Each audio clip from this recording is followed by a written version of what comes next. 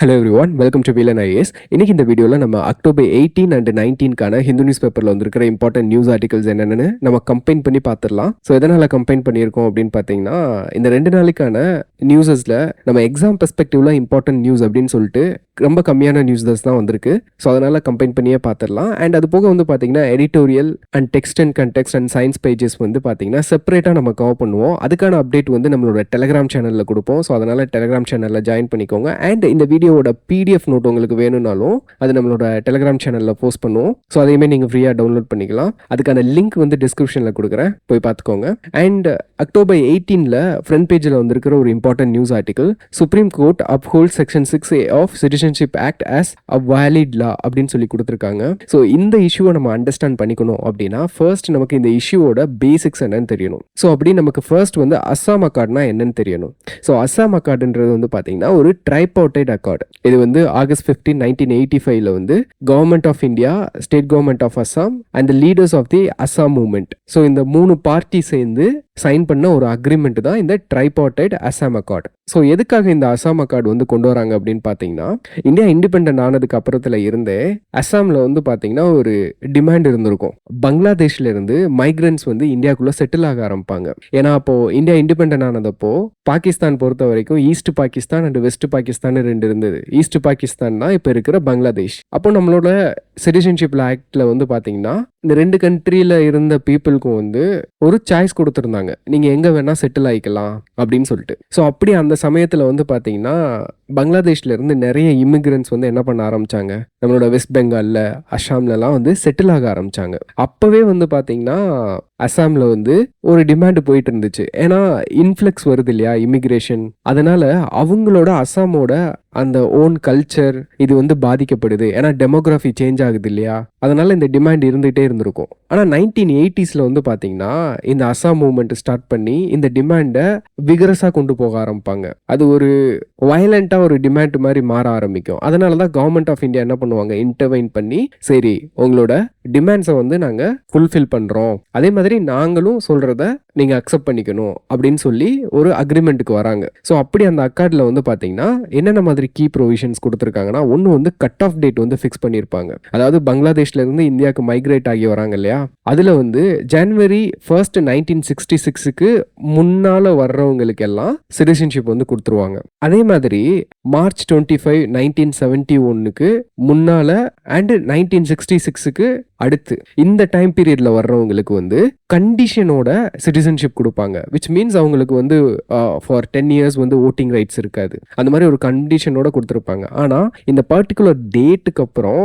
இந்தியாவுக்குள்ள யார் வந்திருந்தாலும் அவங்கள டிபோர்டேஷன் திரும்ப பங்களாதேஷ்குள்ளேயே அனுப்பிடுவோம் அப்படின்னு சொல்லிட்டு இந்த அக்கார்டில் வந்து கொடுத்துருக்காங்க. அடுத்து வந்து பார்த்தீங்கன்னா கல்ச்சுரல் சேஃப்கார்ட்ஸ் வந்து நாங்கள் என்ஷூர் பண்ணுறோம் அப்படின்னு இருப்பாங்க. இந்த 3 தான் வந்து பார்த்தீங்கன்னா இந்த அக்கார்டோட கீ ப்ரொவிஷன்ஸ். இப்போ இந்த அக்ரிமெண்ட் வந்து கவர்மெண்ட் போட்டாச்சு இல்லையா, இப்போ இதை இம்ப்ளிமெண்ட் பண்ணணும்னா என்ன பண்ணணும், இதுக்கான லெஜிஸ்லேஷன் வந்து கொண்டு வரணும். ஸோ அப்படிதான் என்ன பண்ணுறாங்கன்னா சிட்டிசன்ஷிப் ஆக்ட் 1955 வந்து அமெண்ட் பண்ணி செக்ஷன் 6A வந்து ஆட் பண்ணுறாங்க. இந்த 6A வந்து ஸ்பெசிஃபிக்கலாக அஸ்ஸாம் அக்கார்டை இம்ப்ளிமெண்ட் பண்ணுறதுக்காக கொண்டு வந்தது. இப்போ இந்த சிட்டிசன்ஷிப் ஆக்டை பொறுத்த வரைக்கும் நமக்கு பேசிக்ஸ் தெரியும் இல்லையா. So part 2 of the constitution article 5 to 11 that deals with the citizenship. Okay, ஆனால் இங்கே ஒரு அண்டர்ஸ்டாண்டிங் வந்து உங்களுக்கு எசென்ஷியலாக இருக்கணும். என்னன்னா நம்மளோட கான்ஸ்டியூஷன் கமெண்ட்ஸ் பண்ணப்பட்டதுக்கு அப்புறமா ஆஃப்டர் 1950 யார் இந்தியாவோட சிட்டிசன் அப்படின்னு சொல்லிட்டு கான்ஸ்டியூஷன்ல என்ன பண்ணல, டிஃபைன் யார் சிட்டிசன் அப்படின்னு டிஃபைன் பண்ணக்கூடிய அந்த பவர் வந்து கான்ஸ்டியூஷன்ல யாருக்கு கொடுத்துருக்காங்க அப்படின்னா பார்லிமெண்ட்டுக்கு கொடுத்துருக்காங்க. ஸோ பார்லிமெண்ட் வந்து ஒரு லெஜிஸ்லேஷன் கொண்டு வர்றது மூலியமா சிட்டிசன்ஷிப்பை வந்து டிஃபைன் பண்ணிக்கலாம். அப்படிதான் வந்து பாத்தீங்கன்னா சிட்டிசன்ஷிப் ஆக்ட் 1955 கொண்டு வந்திருக்காங்க. அதுக்கப்புறம் இந்த அஸ்ஸாம் அக்கார்டை வந்து நிறைவேற்றுறதுக்காக செக்ஷன் 6A வந்து கொண்டு வந்திருக்காங்க. இந்த செக்ஷன் 6Aல வந்து என்ன சொல்லியிருக்காங்கன்னா ஸ்பெசிஃபிக்கா Jan 1, 1966 முன்னாடி வரவங்க இந்தியன் சிட்டிசன்ஸ், Jan 1, 1966 to 1971 வரைக்கும் வர்றவங்க வந்து சர்டன் கண்டிஷன்ஸை மீட் பண்ணி தான் என்ன பண்ணணும், சிட்டிசன்ஷிப்பை வாங்கணும் அப்படின்னு அஸ்ஸாம் அக்கார்டில் என்ன கொடுத்துருக்காங்களோ அதை அப்படியே செக்ஷன் 6Aல கொடுத்துட்டாங்க. இப்போ இதில் என்ன இஷ்யூ, இந்த இஷ்யூவை தான் சுப்ரீம் கோர்ட்டில் டீல் பண்ணியிருக்காங்க. பேசிக்கலாக இது வந்து ரைட் ஈக்குவாலிட்டியை வந்து வயலேட் பண்ணுது அப்படின்னு சொல்லி ஒரு பிரச்சனை இருக்கு. இப்போ ஸ்பெசிஃபிக்கா இந்த நியூஸ் ஆர்டிக்கல்ல என்ன சொல்லியிருக்காங்க அப்படின்னு சொல்லிட்டு நம்ம பார்க்கலாம். இப்போ சுப்ரீம் கோர்ட் வந்து என்ன ஐடென்டிஃபை பண்ணியிருக்காங்கன்னா, ஃபர்ஸ்ட் இந்த மைக்ரேஷனோட இம்பாக்ட் வந்து ஐடென்டிஃபை பண்ணியிருக்காங்க. ஜஸ்டிஸ் கன் வந்து என்ன சொல்லியிருக்காருன்னா, இந்த மைக்ரேஷன் வந்து கண்டிப்பா அஸ்ஸாமை வந்து என்ன பண்ணும், ரிசோர்ஸை வந்து பர்டன் ஆக்கும். இது வந்து பர்டன் தான் அசாம் பீப்புளுக்கு. ஆனா இந்த பர்டன் வந்து செக்ஷன் 6A ஃபால்ட் கிடையாது. இது வந்து கவர்மெண்டோட லேக் ஆஃப் ஆக்ஷன். ஏன்னா இந்த பர்டிகுலர் டைம் இருக்கு பாத்தீங்களா, இந்த பிட்வீன் கேப், இந்த டைம்ல வர்ற பீப்புளுக்கு வந்து அவங்கள ஐடென்டிஃபை பண்ணி அவங்களுக்கு சிட்டிசன்ஷிப் வந்து கொடுக்கணும். ஆனா அதுல கவர்மெண்ட் டிலே பண்ணிட்டு இருக்காங்க. ஆனா ஃபால்ட் வந்து செக்ஷன் 6A மேல சொல்றாங்க. ஸோ என்ன பிரச்சனைனா, இப்போ இந்த பர்டிகுலர் பீரியட்ல வந்து பீப்புள் வந்து எங்களுக்கு சிட்டிசன்ஷிப் வேணும்னு அப்ளை பண்ணியிருப்பாங்க. அவங்களுக்கு சிட்டிசன்ஷிப் கொடுக்கணும். ஆனா இன்னைய வரைக்கும் கொஞ்சம் கொஞ்சமாக தான் கொடுத்துட்டு இருக்காங்க.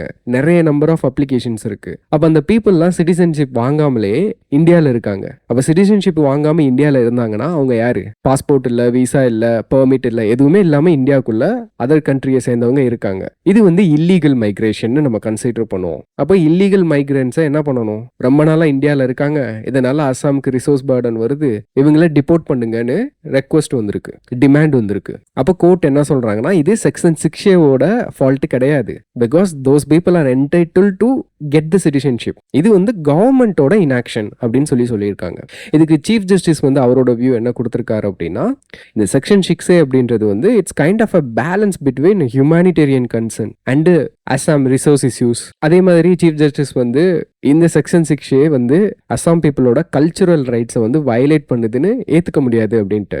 ஏன் அப்படின்னா, ஆல்ரெடி அவங்களுக்கான கல்ச்சுரல் ரைட்ஸ்க்கான ப்ரொடெக்ஷன் வந்து கவர்மெண்ட் சைட்ல இருந்து என்ஷோர் பண்ணியிருக்காங்க. அப்படின்றப்போ இது எப்படி வயலேஷனாக மாறும்? ஸோ இதுதான் சீஃப் ஜஸ்டிஸ் வந்து சொல்லியிருக்காரு. ஓகே, அண்ட் நெக்ஸ்ட் வந்து பார்த்தீங்கன்னா, இந்த ஜட்ஜ்மெண்ட்டை பொறுத்த வரைக்கும் இது வந்து 4:1 வேர்டிக்ல தானே வந்திருக்கு. ஒரு ஜட்ஜ் மட்டும் என்னது டிசெண்டிங் ஜட்ஜா இருக்காரு இந்த கான்ஸ்டிடியூஷன் பெஞ்சில். ஸோ அவர் வந்து ஜஸ்டிஸ் 𝗵𝗵𝗏𝗏. அவரோட ஒப்பீனியன் என்ன அப்படின்னா, this violates the principle of equality அப்படின்னு சொல்லியிருக்காரு இந்த செக்ஷன் 6A. ஆனால் அதர் ஜட்ஜஸ்லாம் என்ன சொல்லியிருக்காங்க அப்படின்னா, ஃப்ரெட்டர்னிட்டியை வந்து அப்ஹோல்டு பண்ணியிருக்காங்க. ஆனால் இந்த ஜட்ஜ் மட்டும் ஈக்குவாலிட்டியை அப்ஹோல்டு பண்ணியிருக்காரு. அப்போ ஓவராலாக இந்த இஷ்யூ வந்து இப்போ எதில் வந்து முடிஞ்சிருக்கு அப்படின்னா, it is a battle between the equality versus ஃப்ரெட்டர்னிட்டின்னு வந்து முடிஞ்சிருக்கு. அப்போ ஈக்குவாலிட்டினா என்ன? ஸோ நம்ம கான்ஸ்டியூஷன்ல ஃபண்டமெண்டல் ரைட்டே இருக்கு ஈக்குவாலிட்டிக்காக. So treating every one the same, giving every one the same right, opportunities and status. அப்போ இது வந்து பார்த்தீங்கன்னா ஃபேர்னஸ் இன் ட்ரீட்மெண்ட். ஆனால் இந்த ஃபேர்னஸ் வந்து பார்த்தீங்கன்னா only for the Indian citizen.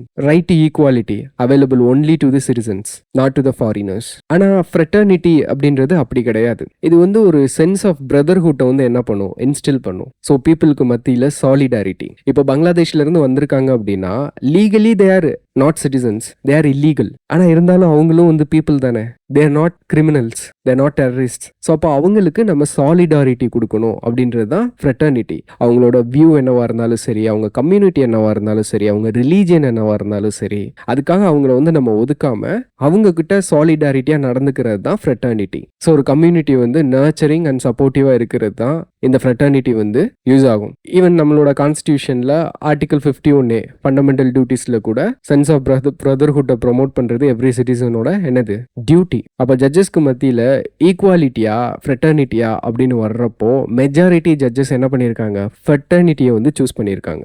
அப்போ கான்ஸ்டிடியூஷன் படி நம்ம ஃப்ரெட்டர்னிட்டியை இந்த மைக்ரன்ஸ்க்கு நம்ம அப்ளை பண்ணோம் அப்படின்னா, இந்த ஃப்ரெட்டர்னிட்டி வந்து ஒரு செக்ஷன் ஆஃப் பீப்புளுக்கு மட்டும் நம்ம அப்ளை பண்ண முடியாது, எல்லாருக்கும் தான் அப்ளை பண்ணணும். ஆனால் ஈக்குவாலிட்டி வந்து அப்படி கிடையாது. Equality applies only to the citizen. அப்போ இதுதான் வந்து பார்த்தீங்கன்னா ஓவரால் இஷ்யூ. அண்ட் அது போக வந்து பார்த்தீங்கன்னா நியூஸ் பேஜ்லையுமே இதை பற்றி ஆர்டிகல்ஸ் கொடுத்துருக்காங்க.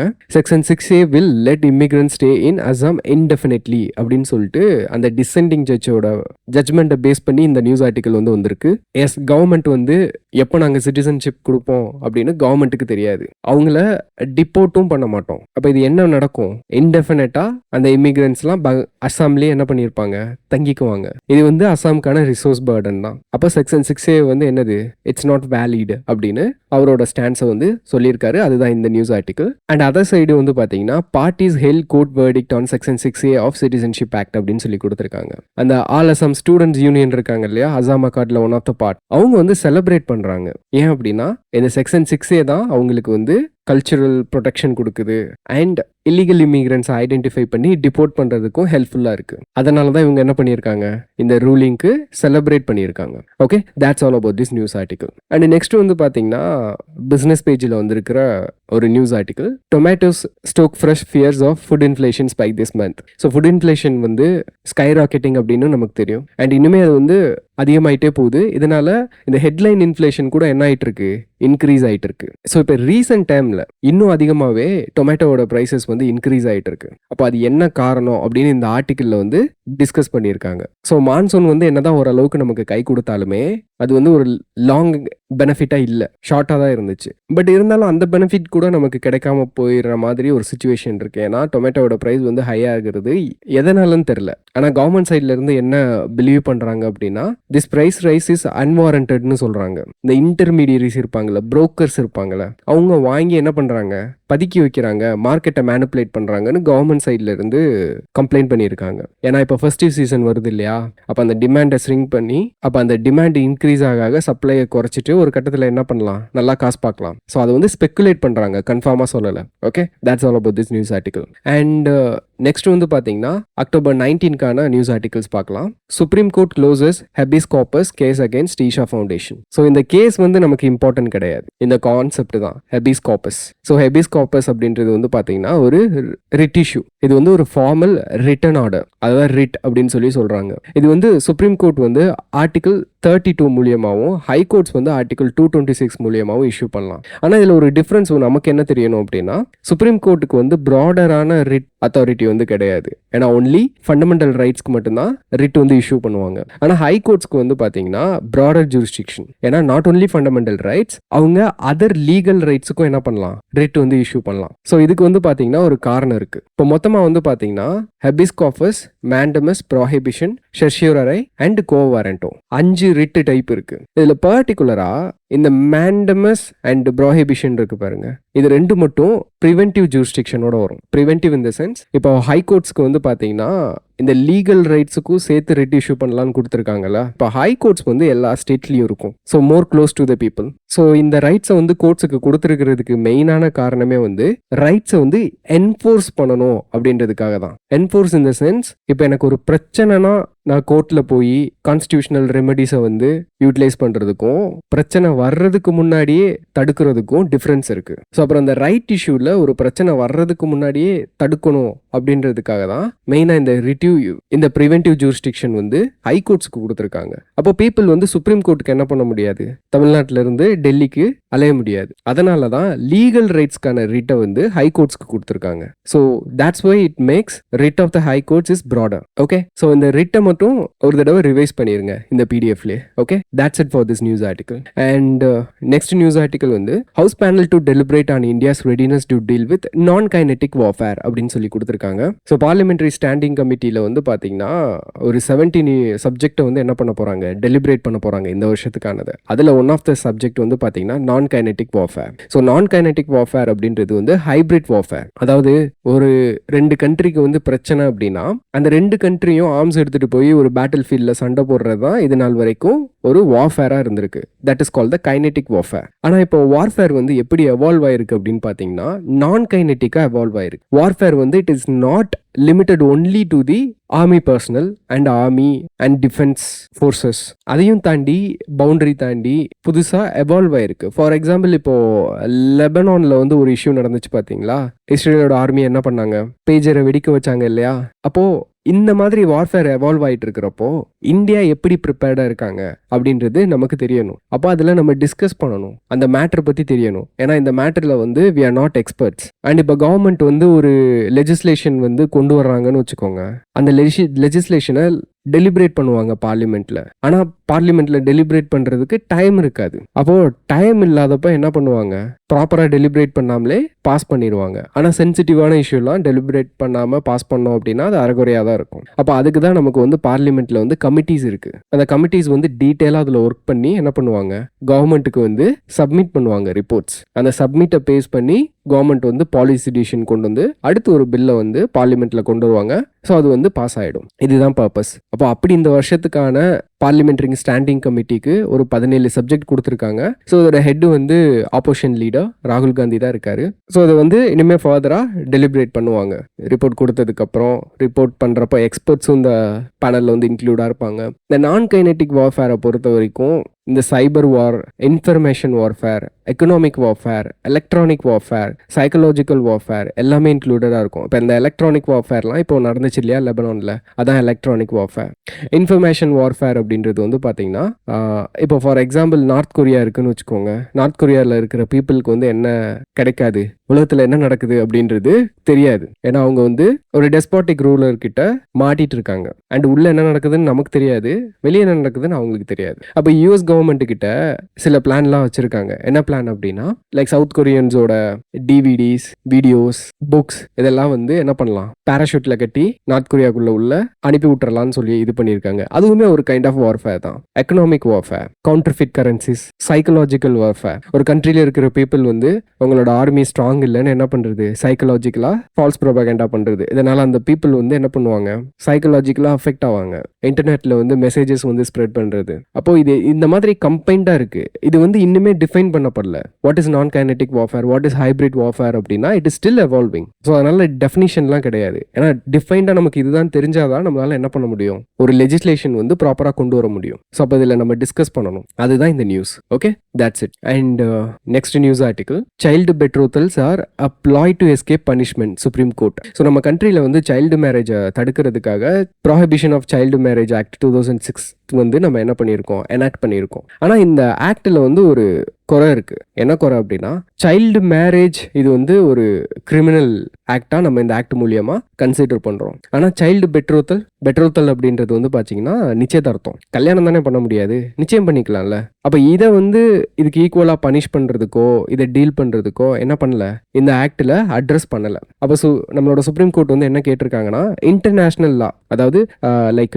Convention on the elimination of all forms of discrimination against women, இதுல கூட என்ன பண்ணியிருக்காங்கன்னா இந்த மைனர் பெட்ரோத்தல்ஸை வந்து ஸ்டிபுலேட் பண்ணியிருக்காங்க அதுக்கு அகேன்ஸ்டா, இது வந்து பண்ணக்கூடாது அப்படின்னு. அப்ப ஏன் நம்ம ஆக்ட்ல வந்து அது இல்லை? Not only child marriages, also the child betrothals violating their rights, free choice, autonomy, childhood எல்லாமே பாதிக்கப்படும். அப்போ நம்மளோட சுப்ரீம் கோர்ட் வந்து என்னென்னலாம் ஐடென்டிஃபை பண்ணியிருக்காங்க அப்படின்னா, ஒன்று வந்து ஆல்ரெடி 2021 இருந்து என்ன பண்ணியிருக்காங்க, நம்மளோட பார்லிமெண்ட்ல வந்து இந்த ஆக்டுக்கான அமெண்ட்மெண்ட் வந்து பெண்டிங்ல இருக்கு. அதை வந்து இன்னுமே என்ன பண்ண முடியல, பாஸ் பண்ண முடியல. ஏன் பாஸ் பண்ண முடியல அப்படின்னா, it comes with a contradiction to the personal law. அப்போ நம்ம கண்ட்ரியில் பிசிஎம்ஏ அண்ட் பர்சனல் லா கண்ட்ராடிக்ஷன் இருக்கு. இதை சால்வ் பண்ணி அந்த பில்லை வந்து பாஸ் பண்ணணும். ஸோ சீக்கிரமா இதை பண்ணுங்க அப்படின்னு சொல்லிட்டு சுப்ரீம் கோர்ட் வந்து லெஜிஸ்லேச்சருக்கு கேட்டிருக்காங்க. அண்ட் நெக்ஸ்ட் வந்து பாத்தீங்கன்னா, சுப்ரீம் கோர்ட் வந்து ஜெண்டர் இம்பாக்டை ரெகக்னைஸ் பண்ணியிருக்காங்க. இது வந்து கேர்ள்ஸை மட்டும் என்ன பண்றது, அஃபெக்ட் பண்ண போறது கிடையாது. ஏன்னா ஒரு மைனர் கேர்ளுக்கு வந்து கல்யாணம் பண்ணி வச்சிட்டாங்கன்னா it's kind of a social isolation. அவங்களோட பியர் குரூப்ல இருந்து என்ன பண்ணிடுவாங்க,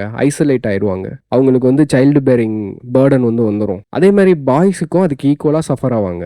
எப்படின்னா, ரொம்ப எங்கேஜ்லயே ரெஸ்பான்சிபிலிட்டி வந்து வந்துடும், ஃபேமிலி ரெஸ்பான்சிபிலிட்டி. அவங்க சம்பாதிக்கணும், குடும்பத்தை பார்த்துக்கணும் அப்படின்றது. இது வந்து அவங்கள சைக்கலாஜிக்கலாகவும் பிசிக்கலாகவும் இது வந்து அவங்கள வந்து இம்பாக்ட் பண்ணும். இதை வந்து கோர்ட் வந்து ஐடென்டிஃபை பண்ணியிருக்காங்க. அப்போ இதுக்கு வந்து கவர்மெண்ட் வந்து ஆக்ஷன் எடுக்கணும் அப்படின்னு சொல்லிட்டு என்ன பண்ணியிருக்காங்க, கைட்லைன்ஸ் வந்து கொடுத்துருக்காங்க. கல்ச்சுரலி சென்சிட்டிவான செக்ஸ் எஜுகேஷனை வந்து ஸ்கூல்ல இன்ட்ரடியூஸ் பண்ணுங்க. சைல்டு மேரேஜ் ஃப்ரீ வில்லேஜஸை வந்து என்ன பண்ணுங்க, ஸ்டார்ட் பண்ணுங்க. ஏன்னா இது வந்து ஒரு மாதிரி மோட்டிவேஷனா ப்ரொமோஷனா இருக்கும் அதர் வில்லேஜில் இருக்கிற பீப்புளுக்கு. ஒரு மாடல் வில்லேஜ் மாதிரி இது அந்த மாதிரி கிரியேட் பண்ணுங்க. இந்த மாதிரி சைல்டு பெட்ரோத்தல் அண்ட் சைல்டு மேரேஜஸ்க்கு வந்து ரிப்போர்ட்டிங் போர்ட்டல் வந்து என்ன பண்ணுங்க, கிரியேட் பண்ணுங்க, ஆன்லைன் ரிப்போர்ட்டிங் பேட்டல். அதே மாதிரி இந்த மாதிரி சைல்டு மேரேஜஸ்ல இருந்து விக்டிமாய் வர்ற குழந்தைங்களை வந்து அவங்களுக்கான காம்பன்சேஷன் ஸ்கீம் வந்து கொண்டு வாங்க. இந்த மாதிரி கைட்லைன்ஸ் வந்து சுப்ரீம் கோர்ட் கொடுத்துருக்காங்க. Okay, so that's all about this news article. And இதோட நம்ம இந்த வீடியோ முடிச்சுக்கலாம். இதில் ஏதாவது டவுட் இருந்துச்சு அப்படின்னா கமெண்ட் செக்ஷனில் கமெண்ட் பண்ணுங்க. ஓகே, தேங்க்ஸ் ஃபார் வாட்சிங் திஸ் வீடியோ கைஸ்.